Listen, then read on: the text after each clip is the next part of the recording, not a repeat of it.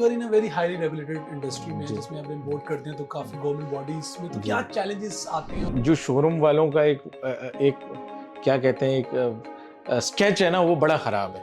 मतलब वो समझते हैं, लोग समझते हैं कि क्योंकि हम थोड़ा सा ज़्यादा प्रोफेशनल काम करते हैं, तो लोग समझते हैं कि कोई भी शोरूम वाला अगर कोई बात करेगा ना, तो उसमें 99% झूठ होगा। पर कैसा लगता है जब आपका पैशन ही आपका बिजनेस बन जाए? समझे, आप जब बाइक पे बैठे हैं ना, तो इट्स अ मूवी, सही है, और आपकी जो आय है वो कैमरा है, और जो एडवेंचर आप करते हो ना बाइक पे, वो मैं कहता हूँ कि मतलब वो गाड़ी में नहीं हो सकता। देखने लगता है कि फास्ट और सक्सेसफुल बिजनेसमैन लग्जरी गाड़ियाँ चलाते हैं, लग्जरी गाड़ियाँ बेचते हैं, तो उनकी वेरी हैप्पी लाइफ। तो कुछ जी। आपको pain point which you like to highlight? Main जो हमारी स्पोर्ट्स कार्स हैं, क्योंकि आपको पता है कराची में इतनी रोडें अच्छी या लेवल नहीं है, तो हमारी ज़्यादातर ये जितनी भी हाई एंड, जिनको आप पोर्श टाइकन कह दो, मस्टैंग कह रहे हैं, लैम्बोर्गिनी कह लें, फरारी कह लें, एस्टन मार्टिन कह लें, जैगुआर्स कह लें, इसकी ज़्यादातर मार्केट लाहौर इस्लामाबाद में। What is any remarkable achievement your company have? अभी भी हर सैटरडे संडे जो है वो तकरीबन कराची की आवाम फेज़ 8 जाती है, वहाँ पे सब लोग अपनी अपनी अच्छी अच्छी गाड़ियाँ लाते हैं। It's a track day, but वहाँ पे कोई ऐसा ट्रैक नहीं बना हुआ, तो वहाँ पे तकरीबन 80-85% गाड़ियाँ मैंने लोगों को बेची है, जिसमें लैम्बोर्गिनी यूरोस भी है, जिसमें फरारी है, जिसमें जी वैगन्स हैं बहुत सारी, मर्सिडीज़ की जो जी वैगन आती है बड़ी पॉपुलर है। What is the three competencies a successful person have? 1992 से लेके 1997 तक हमें जो है वो प्राइम मिनिस्टर उस वक्त नवाज शरीफ थे, और हमने डाइवो की एजेंसी ली थी। Welcome to the another episode of Coffee with CEO. Today we have a special guest, Mr. Fahad Nazir. He's a managing director of one of the Pakistan largest luxury four-wheeler importer. The company is Homeland Transport Company. Sir, welcome into the show. They are also in a business of construction. They have a Ravi construction company. चलें आए sir से बात करते हैं कि sir how you start your journey and how you landed at this company. पहली तो ये बात है कि मैं ओ लेवल्स ए लेवल्स किया मैंने लिकोल से, और उसके बाद मैं लंदन चला गया पढ़ाई करने के लिए। I did my BA honours business admin from Middlesex university. उसके बाद 2010 में मैं वापस आया। I stayed there for 5 years, bachelors भी वहीं से किया, मास्टर्स भी वहीं से किया, और उसके बाद I landed at the homeland transport company. Obviously my father was running it, but हमें चाहिए था कि और कुछ बेहतर, कुछ प्रोफेशनल तरीके से इसको चलाएं। तो एक तो ये मेरा पैशन भी है गाड़ियाँ, और मैं उम्मीद करता हूँ कि बहुत सारे लोग देख रहे होंगे कि जिनका पैशन है। We are one of the biggest importers and wholesalers of Land Cruisers basically. Toyota को जो भी जापानीज़ आप पकड़ लें, Toyota, Honda, Nissan from Japan. उसके अलावा मैं लंदन से इंपोर्ट करता हूँ। We have a vast import of sports cars, जिसमें पोर्श है, जिसमें मेरे पास 7 सीरीज़ है, i7 जिसको कहते हैं, रेंज रोवर्स है मेरे पास। अब तो हम थाईलैंड से भी मंगा रहे हैं रेंजर रैप्टर्स। फिर अमेरिका से मैं रैंगलर लेकर आया, मैं टंड्रा कैपस्टोन लेकर आया, मैं हमर ईवी लेकर आया।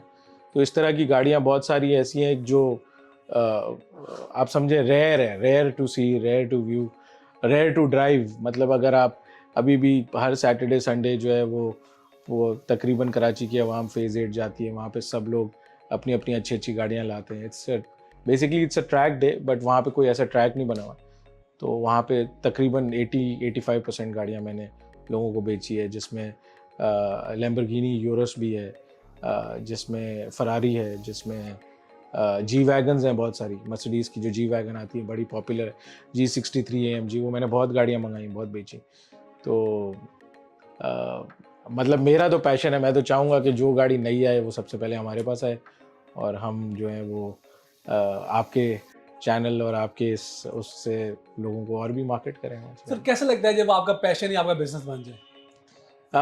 थोड़ा सा इसमें प्लस पॉइंट होता है। मैं अपने जो हमारे यंग CEOs हैं, मैं उनको ये बताना चाहता हूँ कि अगर पैशन से काम करोगे तो फिर हर्डल्स मुश्किल होती है, हर्डल्स नहीं आती।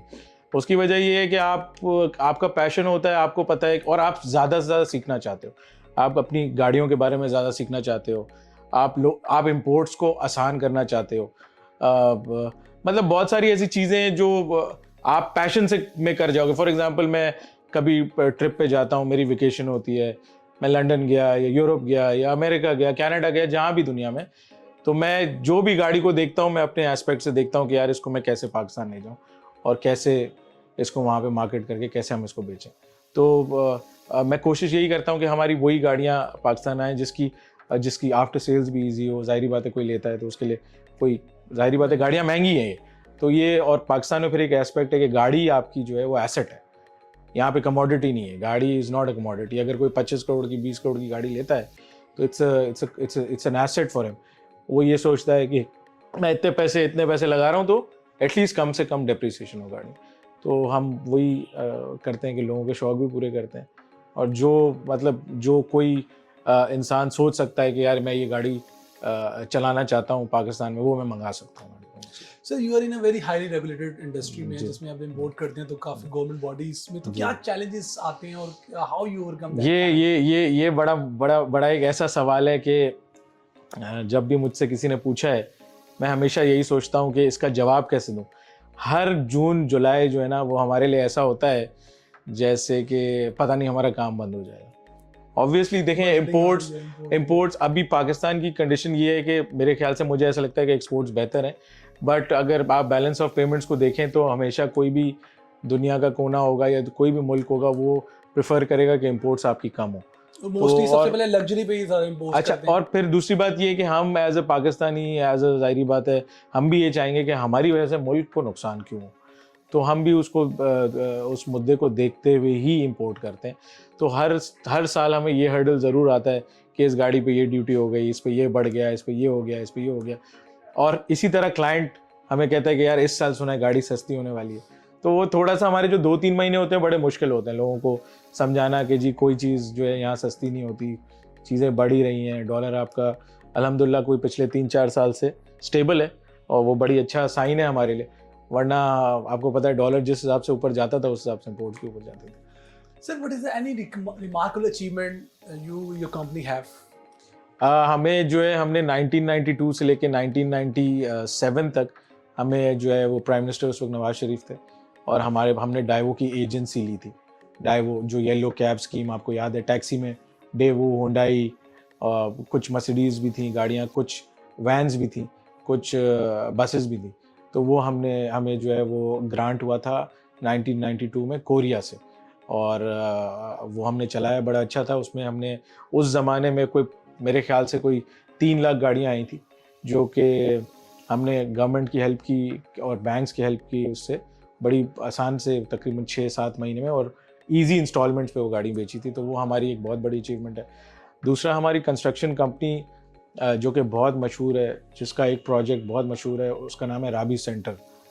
वो तो इतना मशहूर है कि मैं कहता हूँ कि वो यहाँ से लेके KPK तक आप किसी से भी पूछें तो वो कहेंगे कि यार ये जो है ना, ये एक आइकॉन है, तारिक रोड का एक आइकॉन। राबी सेंटर जो है वो हमारा सबसे पहला प्रोजेक्ट था, और अल्हम्दुलिल्लाह सबसे कामयाब भी था। और आज भी जो है वो लोग मेरे पास आते हैं कि जी राबी सेंटर में कोई दुकान दिला दें, तो वो बेचे हुए तकरीबन 20 साल हो गए। तो ज़ाहिरी बात है उस पर प्रीमियम बहुत ज़्यादा है, और आप any time of the year आप you visit Rabi center, it's full. आपको आराम से 5-10 हज़ार आदमी, 20 हज़ार आदमी वहाँ मिलेगा।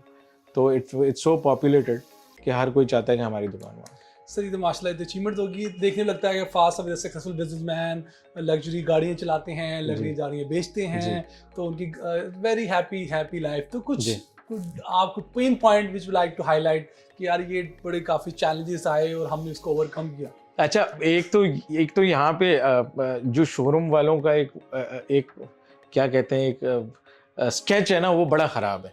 मतलब वो समझते हैं, लोग समझते हैं कि क्योंकि हम थोड़ा सा ज़्यादा प्रोफेशनल काम करते हैं, तो लोग समझते हैं कि कोई भी शोरूम वाला अगर कोई बात करेगा ना तो उसमें 99% झूठ होगा। तो मैं उन लोगों से को बताना भी चाहता हूँ और बताना भी चाहूँगा नेक्स्ट टाइम कि जितनी भी गाड़ियाँ आती हैं हमारी, वो एक ऑथेंटिक रिपोर्ट के साथ आती है। उस रिपोर्ट को आप 2 साल तक ऑनलाइन चेक कर सकते हैं। तो अगर हम उनको कोई चीज़ बताते हैं और बता के बेचते हैं, तो आप कहें टॉम, डिक एंड हैरी, जो भी यहाँ पे काम कर रहा है गाड़ियों का, हर किसी का स्टाइल थोड़ा सा डिफरेंट है। मैं ऐसा बिल्कुल मानता हूँ कि हमारे इस काम में झूठ भी बहुत है, बट कहने की वो बात होती है ना कि अभी सुबह है और वाकई सुबह है, तो वो भी कोई मानने के लिए तैयार नहीं है। तो ये एक हर्डल मुझे अक्सर अपनी डील्स में आता है। तो मैं उन लोगों को, उन CEOs को बताना चाहता हूँ कि हर चीज़ जो है, मतलब everything that shine is not gold. आप बुक के कवर को, मतलब बुक को जज नहीं कर सकते उसके कवर से। तो जाहिर बात है हम एक बड़ा काम कर रहे हैं, बड़े पैमाने पे कर रहे हैं, और हमारा शोरूम जो है वो इट ओपन इन 1981। तो मकसद है जो कल शोरूम खोल रहा है या जिसने 2 साल पहले खोला होगा, तो हम अगर 1981 से आज तक सर्वाइव कर गए, इन ऊपर नीचे एस्पेक्ट्स, डॉलर कहाँ 30 रुपए का, कहाँ 355 रुपए का, और अब आके 278, 280 पे, 285 पे लॉक हो गया। तो हमने ये सारी चीज़ें, सारे अप एंड डाउन्स देखे। तो आई थिंक कि आज के इंसान में और वो जो लेगेसी चली आ रही है उसमें कोई ना कोई फ़र्क तो होगा। तो सर इवेंचुअली बिजनेस एक्सपैंड हो रहा है पाकिस्तान जी, में, और जो अच्छी चीज़ है कि यंग मिलीनियर्स आ रहे हैं। जारी बात है, जो दे अर्न सम मनी, तो सबसे पहला जो पॉइंट होता है, जो दे चेंज लाइफस्टाइल, जिसमें घर होता है और एक गाड़ी होती है चेंज करते हैं। तो how many outlets you have expand इन लाहौर, फैसलाबाद? कैसे वो अच्छा, लग्जरी गाड़ी नहीं है तो उन्हें कराची आना पड़ेगा, तो हाउ दे कैन? नहीं, basically we have an office in Lahore. Okay, अच्छा, उसके अलावा we have those kind of clients जो हमारे पे प्योर ट्रस्ट करते हैं, और हमारी जो मार्केट है basically it's Faisalabad, it's Islamabad, it's KPK and it's Lahore. अच्छा, मेन जो हमारी स्पोर्ट्स कार्स हैं, क्योंकि आपको पता है कराची में इतनी रोडें अच्छी या लेवल नहीं है, तो हमारी ज़्यादातर ये जितनी भी हाई एंड, जिनको आप पोर्श टाइकन कह दो, मस्टैंग कह रहे हैं, लैम्बोर्गिनी कह लें, फरारी कह लें, एस्टन मार्टिन कह लें, जैगुआर्स कह लें, इसकी ज़्यादातर मार्केट लाहौर, इस्लामाबाद में। तो Lahore we have an office, Lahore में हमारा शोरूम है, वहाँ जाके गाड़ियाँ पार्क हो जाती हैं। हमें पता है कि कौन सी गाड़ियाँ लाहौर की मार्केट की हैं, और 4x4s, क्योंकि आपको पता है यहाँ पे सिंध में, बलूचिस्तान में ये ज़्यादातर 4x4s चलती हैं, तो उसका डिस्प्ले हमने यहाँ पे किया। Okay sir. फास्ट सर, बहुत से लोग जो है आपको देखते हैं, आपको ऐसे इंस्पायर होते हैं, जी। तो आप उन्हें बताएंगे कि what is the 3 competencies successful person have? अच्छा, एक तो कॉम्पिटेंट होने के लिए आपको एक फ्रेश माइंड के साथ हर सुबह गुजारनी है। तो सबसे पहले मुझे ऐसा लगता है कि going to the gym is a lifestyle, number 1। आप सुबह जिम से आएंगे तो आप इतने फ्रेश होंगे कि क्या बात है। सेकंड, कि ये जो पूरे दिन का, क्योंकि ये it's an open market, you get all kind of clients. आपको छोटा आदमी भी आएगा, बड़ा आदमी भी आएगा, चोर भी आएगा, डाकू भी आएगा, सब आएंगे आपके पास, और सबके पास बहुत सारी बातें होंगी आपके, क्योंकि आप 7-8 बजे तक पूरा ड्रेन हो जाते हैं। तो उसके बाद मैं क्या करता हूँ, I go home, meet my children, उनके साथ आधा पौना घंटा बैठा, जब उनका सोने का टाइम हुआ तो एवरी डे 2 घंटे के लिए मैं पैडल खेलता हूँ रोज़। मेरा रूटीन है 10:30 बजे से लेके 12 बजे तक, 12:15 बजे तक। Every day I make it a point कि मैं ये जो स्ट्रगल पूरे दिन में की है, और कभी जाहिर बात है बातों में गुस्सा भी आता है, और आपका क्लाइंट है, आप उसको कुछ बोल भी नहीं सकते, तो गुस्सा उधर जो है ना, वो जो हमारा ऑपोजिट प्लेयर होता है उसके ऊपर हम निकालें, उसको स्मैशेस मारें और सेटिंग। तो इस तरीके से जो है वो मैं ये यंगर जनरेशन को बताना चाहता हूँ कि अगर आपने ये लाइफस्टाइल कर लिया ना, तो फिर तो आप कोई भी काम कर सकते हो, कोई इसका इशू नहीं। Sir, you are sitting in top position, जिसमें how many employees you have? We have around 60 to 65 employees we have. Okay, और जेंडर डाइवर्सिटी? नहीं, हमारे काम में ज़्यादातर मर्द हैं, ऑब्वियसली मेल का काम ज़्यादा है, और ओपन मार्केट है, इसमें आपको you get all kind of people. तो फिर उसके बाद जो पुराने लोग हैं, माय फादर, वो कहते हैं कि जी इधर फीमेल की ज़रूरत नहीं है, तो हम उसी तरीके से चल रहे हैं, अल्हम्दुलिल्लाह, it's going well. Sir, my next question regarding the routine life of your, जैसे आपने बताया कि गुस्सा निकाल देते हैं, stress is a part of life, जी। तो उसको कैसे मैनेज करते हैं? ये होता है कि साल में 2 दफ़ा वेकेशंस ले लेते हैं। दिसंबर में बच्चों की छुट्टियां होती हैं, जून जुलाई में बच्चों की छुट्टियां होती हैं, तो we make it a point कि जी हम जाएं और अपने पूरे साल का जो स्ट्रेस है वो निकालें। बच्चे भी साथ होते हैं, फ़ोन्स। अच्छा, मेरा ये बड़ा एक ज़रूरी चीज़ है कि मैं जब भी वेकेशन पे जाऊंगा, ये मैं I make it a point कि मैं उस जगह पे जाऊं जहां पे सिग्नल्स फ़ोन के नहीं आते। I make it a point, ताकि ज़ाहिरी बात है जो मेरी 10 दिन की वेकेशन है वो 20-25 दिन तक बरकरार रहे, वरना मैंने वही करना है, वहाँ जाके भी फ़ोन पे बातें ही करनी है, वहाँ जाके भी काम ही समझाना है। तो अब ज़ाहिरी बात है स्टाफ है, we have lower staff, we have management है, सारी चीज़ें हैं सब, और मेरे जितना भी स्टाफ है सब पुराना है। मतलब आप समझें कि वी हैव लाइक 4-5 लोग हैं जो 40-40 साल से हैं हमारे पास। तो वो अल्हम्दुलिल्लाह संभाल लेते हैं पीछे हमारे। Sir, being a CEO, we have to make decision, ji. or sometimes very difficult decision. जी। तो कोई जिंदगी का बड़ा मुश्किल फैसला आपने किया हो और क्या उससे लर्न किया? ज़िंदगी का मुश्किल फ़ैसला जब भी होता है उसमें मैं, मेरे भाई, मेरे वालिद साहब, हम सब मिल के ही उसको टैकल करते हैं। अगर पर्सनली कहें, अगर पर्सनल मेरी ज़िंदगी का मामला हो तो उसमें मेरी वालदा, और अगर बिज़नेस की हिसाब से कोई चीज़ बहुत मुश्किल है, कोई लैंड हमें एक्वायर करना है या कोई चीज़ हमें बेचनी है, तो हम वालिद साहब के मशवरे के बगैर नहीं करते। तो ये मेरे ख़्याल से हमारा सबसे एक ऐसा पॉइंट है कि जिसमें हमारा दीन भी हमें सिखाता है कि जो बड़े लोग आपके साथ हैं और जो उनका एक्सपीरियंस है, उससे आप फ़ायदा उठा के एक स्टेप आगे चलें। ना कि वो 40 साल से आप सीखें और उसके बाद आपकी एज भी ज़्यादा हो जाए, फिर आपका बच्चा डे 1 से स्टार्ट कर रहा है। तो हम उस लेगेसी को लेके चल रहे हैं कि अगर इफ़ माय डैड हैज़ माशाल्लाह अभी उनका 50 इयर्स का एक्सपीरियंस है, तो मैंने जब स्टार्ट किया था तो वो 91 साल से किया था। मैंने वो नीचे से नहीं किया, अल्हम्दुलिल्लाह। माशाल्लाह। जी। Sir, how you define success? क्या है फहाद नज़ीर साहब के अपने मुताबिक? यार मेरे हिसाब से सक्सेस जो है ना वो आपकी रेपुटेशन है।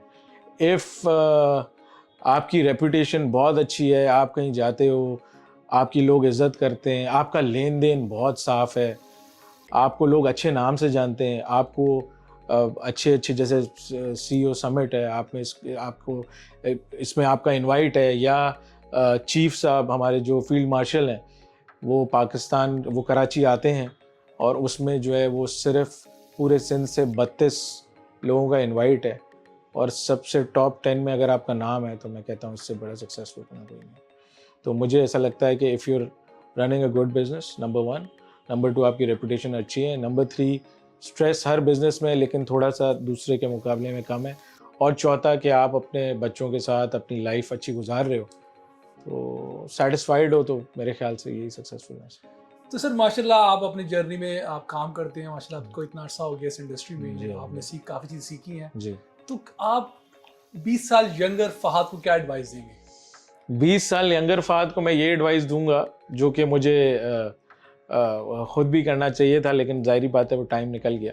मैं ये एडवाइस करूंगा कि फ़र्स्ट ऑफ़ ऑल आपकी जो डिसीजंस हैं वो इतनी क्विक नहीं होनी चाहिए जो आजकल के बच्चों की है। नंबर 2 कि पढ़ाई बहुत ज़रूरी है। आपने अगर बैचलर्स कर लिया और आप बिज़नेस में आ गए हो तो मेक श्योर कि आप मास्टर्स अपना कंप्लीट करें, क्योंकि पाकिस्तान में तकरीबन मेरे हिसाब से कोई 30-40 हज़ार शोरूम होंगे, लेकिन ख़ुद भी क्लाइंट्स मेरे पास आके बताते हैं कि यहाँ का एटमॉस्फेयर आपसे बात करके जो फ़र्क लगता है वो दूसरी जगह पे नहीं लगता। तो मेरे हिसाब से पढ़ाई बहुत ज़रूरी है। नंबर 2 जो मैं उनको बताना चाहूँगा कि आपका जो बिज़नेस है, चाहे वो छोटा है चाहे वो बड़ा है, आपके पेरेंट्स का उसमें बहुत बहुत बहुत प्लस पॉइंट है। उन्होंने आपको इस काबिल किया है, उन्होंने ही आपको बताया, उन्होंने ही आपको बनाया है, और उनके समझाने के बावजूद अगर आप कोई चीज़ गलत करते हैं तो आई थिंक कि वो नहीं करनी चाहिए आपको। तो मेरा एक बहुत क्लियर जो है वो स्टांस है इस बात पे कि अगर बड़े आपके साथ हैं और आप उनसे उनका एक्सपीरियंस नहीं ले रहे या उनसे कोई मुश्किल चीज़ शेयर नहीं कर रहे, तो ये बेवकूफ़ी आपको नहीं करनी चाहिए मेरे हिसाब से। कि अगर वो एक्सपीरियंस और वो एक आप समझें कि आपको प्लस पॉइंट है दूसरे के बिना पे, अगर किसी के पास वालिदैन नहीं है या किसी के पास वो एक्सपीरियंस नहीं है और आपके पास है, और अगर आप उसको इग्नोर करते हैं, तो मेरे ख्याल से कि आप उस सीढ़ी पे नहीं पहुंच पाएंगे जो मैं और भी लोग पहुंचे। Sir short question, your favourite destination? मेरी favourite destination is Budapest. Europe में बहुत अच्छी जगह है। मैं बच्चों के साथ जाता हूँ तो मैं काफ़ी दफ़ा उधर ही रहता हूँ, और it's a very good place. वहाँ पे ये शावर्स बड़े अच्छे हैं, आप जाते हो वहाँ पे हॉट शावर्स हैं, बड़ा अच्छा होता है आपकी पूरी बॉडी के लिए। इट्स वेरी टाइम मतलब ये हमारी मैं अपनी उम्र की बात कर रहा हूँ 40 ईयर्स ओल्ड। तो अगर आप मुझसे अगर 20 साल वाले फ़हद से पूछते तो मैं कहता कि वैसी जगह पे जाएं जहाँ पे आपकी स्पोर्ट्स एक्टिविटीज़ ज़्यादा होती हैं, वाटर स्पोर्ट्स आपकी ज़्यादा होती है। और मुझे याद है जो सबसे बेहतरीन स्पोर्ट मैंने जो की है वो मैंने की है F1 की ट्रेनिंग लेके। F1 की कार रेसिंग जो है वो आप तकरीबन 40 आवर्स उसके पूरे करते हैं, और वो मैंने जो की है ना वो मेरी एक लाइफ टाइम एक्सपीरियंस है। मैं हर किसी को चाहूँगा कि चाहे वो किसी भी उम्र का हो, ये वाला एक्सपीरियंस अगर वो कर लेगा F1 कार रेसिंग वाली, तो वो कभी नहीं कर पाएगा। Sir, one of my favorite question. I think this is a very tough one to you. Brother. Your favorite car? My favorite car is G-Wagon. It's a G63 AMG. बड़ी कोशिश की है कि जो भी गाड़ी मेरे पास आती है मैं रख लूँ, लेकिन कुछ 4-5 दिन तक मैं चलाता हूँ तो कोई ना कोई दोस्त आके मुझसे ज़बरदस्ती ले जाता है, और फिर मैं ट्राई करता हूँ कि दूसरी मंगाऊँ, और मैं अपनी मर्ज़ी की हमेशा मंगाता हूँ, लेकिन वो कभी मेरे पास रुकती नहीं है। अगर आपको चूज करना हो कार या बाइक, स्पोर्ट्स बाइक, जी हाँ, बाइक तो मेरी एक बड़ी आप समझे दुखती रग है। बाइक का हमारा एक क्लब है, it's called the iron brotherhood, और 2019 में मैंने वो ज्वाइन किया था। तो आप क्या पिक करेंगे, स्पोर्ट बाइक और कार? नहीं, मैं हमेशा बाइक चूज करूंगा। उसकी वजह ये है कि बाइक समझे आप जब बाइक पे बैठे हैं ना तो इट्स अ मूवी, सही है, और आपकी जो आए वो कैमरा है, और जो एडवेंचर आप करते हो ना बाइक पे, वो मैं कहता हूँ कि मतलब वो गाड़ी में नहीं हो सकता।